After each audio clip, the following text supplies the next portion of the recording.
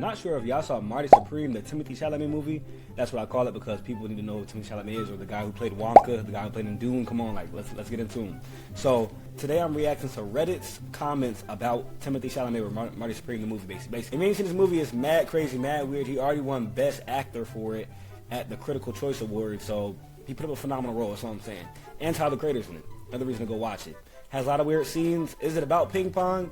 To me, it was 2.5 hours long. It was ping pong for about 20 minutes. It's about a whole bunch of random activities going on. You'll love it. Let's get into the first Reddit post. Unbelievably goated is both amusing and frustrating that Timothée Chalamet is as impressive as he claims to be. See, why is it amusing and frustrating though? Like, why does it frustrate you? Are you trying to go for acting? Are you trying to get acting gigs? Because if not, then it kind of comes off as like hating. I ain't gonna lie. But I gotta admit, I was a top tier Timothée Chalamet hater back in the day. I'm not gonna hold you. I don't know what it was. I don't know if it's because like he's a white boy and like he gets glazed, kind of like how Justin Bieber got glazed back in the day. If we all know, I hate overly glazed like white boys. I don't know. It's not a racial thing. I promise it's not. It's just like back then, like Justin Bieber, the hair flip. I could never do that with my little short buzz cut. So you know, it heated me up. It heated me up. But why does it like me? I hated him because I don't know. Probably the same reason. And then in Wonka was a cringy child movie. He was glazing it, so I don't know. Maybe that's a big reason why too. And he got to kiss on some. Stop kissing on Tom Holland girl. That makes me mad. Stop it. Okay, moving on. Spider-Man favorite superhero, so that kind of hits me strong. But like I see these other Timothée Chalamet haters out here, so made me not feel as much as a hater myself. My crowd gasped in shock when it was revealed Odessa's character faked the black eye. Was that surprising? Okay. Maybe I should have said spoiler warning before this. Spoiler warning, put this before, you know what I'm saying? We're going to edit this in the beginning yeah, basically. All right, it's okay. So, yeah, Odessa, spoiler alert, was Marty Supreme's, little whatnot, little side chick, main chick, whatever you want to call it, in the movie, and she faked having a black eye saying that her husband beat her or whatever, and yeah, he said in my crowd, as in that was like his actual like crowd or something. Like what do you mean your crowd? You mean the people you went to the movies with that happened to already be there, that bought their own ticket that you didn't buy? They don't belong to you, gang. But yeah. And then the reply to that was, I love that while Marty was hustling everyone, she was hustling him. Yeah, I like that too. Clark that T, miss. Clark that T. Okay, moving on.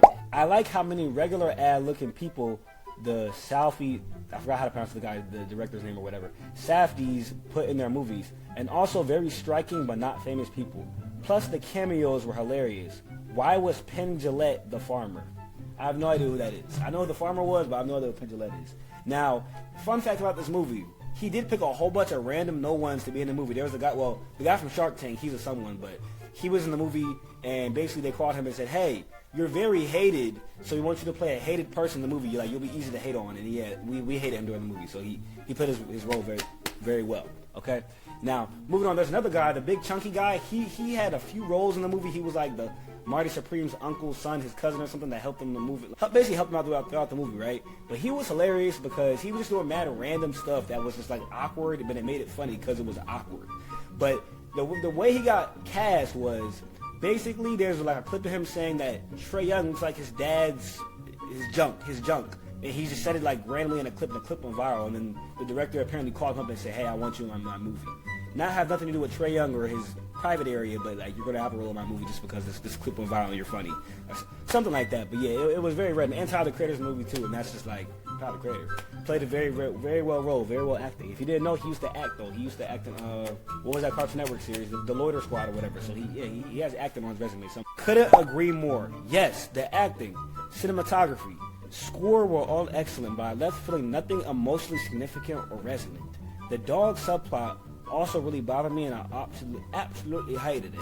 Well, at least you admire something about the movie. He said that he didn't emotionally, he left with nothing. I can kind of feel that. I ain't gonna say they ain't hating. I can kind of feel that. The movie was kind of all over the place and a whole bunch of random events, and I'm just kind of like, what's going on with the other movie? I was just like, I thought I was gonna be watching ping pong, and it's everything but ping pong. But yeah, it was still a great movie. Great acting, like he said. There was a very prominent dog subplot, something with a dog being lost, found, sold, finessed, all this kind of stuff. It was very odd because I was like, this dog in a ping pong, bro. It's got nothing to do with ping pong. But there was a dog was being fought over for a decent bit of the movie, and the dog was, let's just say, Peter wouldn't like this movie very, very much. But I understand there was a dog subplot, and yeah, it was all over the place. Then another post says, in Marty, it felt like everything that happened to him was for the sake of the plot. He was a ping pong player, not a crazy pawn shop gambler. The amount of stuff that happened to him in a short period of time seemed too unbelievable for me to look in and believe it. The movie was too realistic for me, that unrealistic stuff to be happening. So for me, it just felt so in service of the plot. Okay, again, sounds like hate, sounds like you shouldn't watch the movie. Go watch the movie. You see what they're talking about if you haven't already. If you have seen it, you know what they're talking about.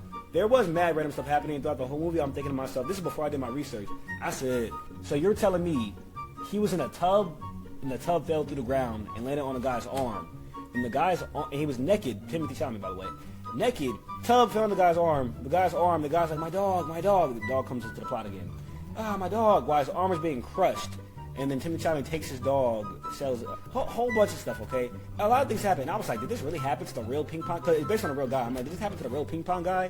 And I'm just like, after the fact, looking it up, a lot of things were exaggerated in the movie and it didn't really happen to the actual ping pong guy. But, you know, that made the movie better. If all this fictional stuff or the unrealistic stuff didn't happen, it probably would not have been a great movie. So therefore, it was majority fiction and unrealistic, as he said. But you kind of just gotta take it because it probably would have been a very boring 2.5 hour movie if they didn't exaggerate stuff. So I can't be mad at it.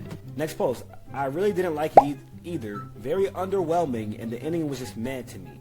Felt like it was way too long and just all over the place. The movie was very, very, very long. The dog part also felt pointless and added nothing. Another dog subplot post.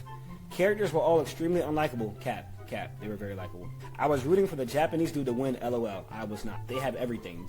Japanese people are good at everything. Chess, checkers, ping pong, all this stuff. And you wanted them to win? They already win everything. Gang, come on, lock in. They get degrees, good grades, GPA. Come on, stop it. I'm convinced people only like this movie because of the intense marketing telling them to think the film is cool. Bring on the downvotes. See, he's prepared for people to downlike his post because he knew he was yapping. Come on, gang. Someone responded to his post saying, isn't the point of the dog part that so many are risking their life for the fulfillment of Marty's dream just to get their life impacted, ruined by the pursuit? That's deep. This guy's basically saying that everyone was selling the dog, looking for the dog, doing all these things, and everyone was like kind of ruining their own lives just for Marty, basically, like, because Marty was like kind of putting everyone at risk just to chase his dream to be a ping pong champion. Next post. I agree, the whole dog plot just felt random and took up way too much of the storyline. It did take a big chunk of the storyline, guys. I also thought that orange Marty Supreme ball storyline went nowhere. That is true. They introduced a orange ping pong ball at the beginning of the movie, like you know when something happens in the movie that's like so random, like you know it matters or it's important. They brought like an orange ping pong ball and said, hey, these orange ping pong balls, they're for Marty Supreme, like they're gonna be his marketing power or whatever. And then they just forgot about him like for the rest of the movie, and it was just like, what was the point of bringing it up? What was the point of that being in the script? But moving on. I was really expecting Marty to bring out the orange ball when he was playing Indo on stage in Tokyo, especially since he was wearing white, and it would have been allowed since it's not an official tournament game. That plot really fell flat for me because I was really excited for him to show the world the orange ball, plus all the marketing for it. Like I said, the marketing for the orange ball, they kind of just brought it up for a minute in the movie and then just forgot all about it. Kind of weird. Kind of reminds me of Dragon Ball Z when he forgot about Saiyans having tails. Okay, that's all the posts I got. If you haven't seen Marty Supreme, go watch it. I'm just going to warn you guys about 2 scenes. No spoilers, or I could spoil because the whole video has spoilers. But there's 2 scenes you need to watch out for and you may be warned about. There's a honey scene. If you've been scrolling on TikTok, you might know what I'm talking about. Watch your eyes. Watch your eyeballs. 2, the paddle scene. You may have heard about that too, the paddle scene, if you've been scrolling on TikTok too much. But those are 2 scenes that, you know, they're wow scenes, wow you. But take what you want with that information. Go watch the movie. Let me know what you think about the movie. Was it good, great, acting? How was it? The only thing I'll say is very unrealistic.